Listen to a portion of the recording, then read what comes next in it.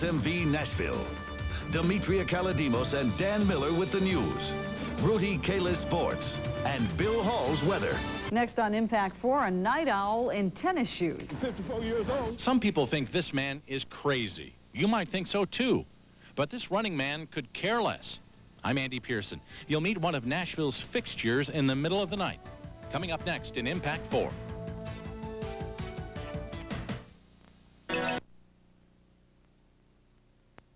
What is your favorite time of day for exercising? For some of you, it's probably the morning. For others, it's right after work. And for others, the best time is in the evening. But one Nashville man says the best time for him to exercise is in the middle of the night, after he's been asleep for a couple of hours.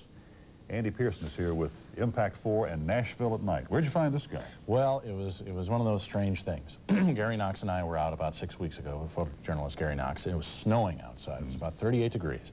And I'm driving down West End 3 in the morning, can't go to sleep. And I look over and I see this man running with his dog. And I don't usually do this, but I yelled out the window at him and said, "Do you always run at 3 in the morning?" Well, you're about to see the answer.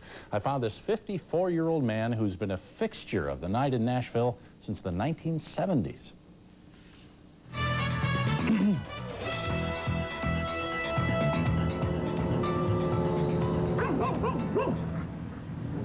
It's a time when the city neither stops nor goes, only flashes yellow. When the wind blows coldest. When sounds that would be buried in daylight come alive over the nighttime stillness. A time of day most men and beast would not claim as their own, except for a select few. Hey, 2 o'clock until 4 o'clock, that's my time. If I'm in New York, if I'm in Chicago, if I'm in Phoenix, and I've been, you know, all these places, everywhere I am at this time of morning, I get up and I do me an hour and 25, 30 minutes. Move on, dog. I've been running since about 1976. And I love to run at night because I'm the only one out here.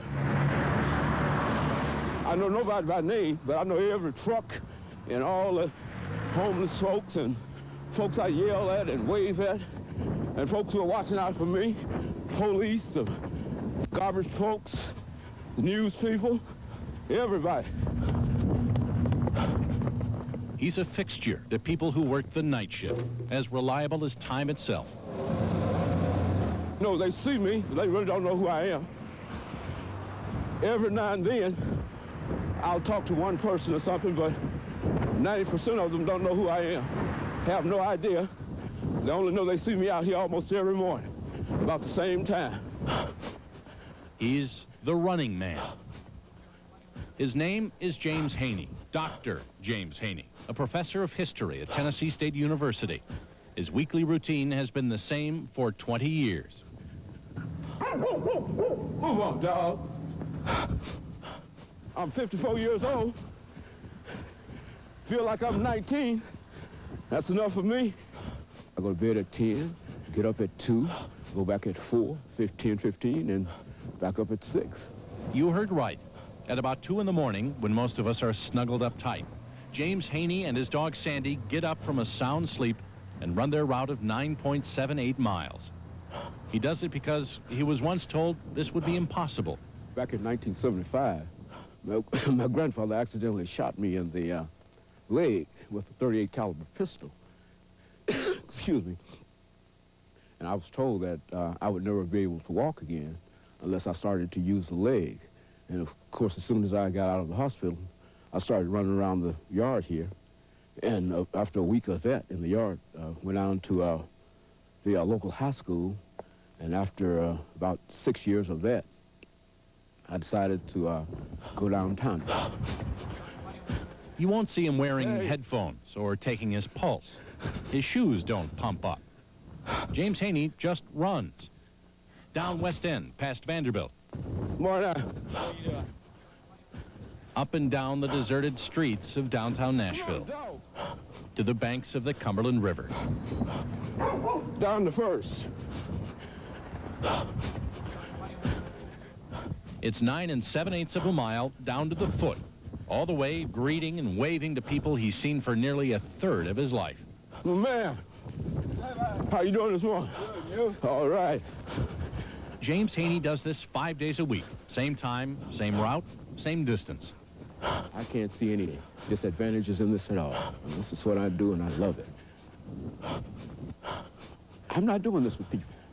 And if they think I'm crazy, well, I can appreciate that. I just believe in the human personality, and I believe that we can do anything that we want to do once we make up our minds to do it. It takes an hour and a half out of my day,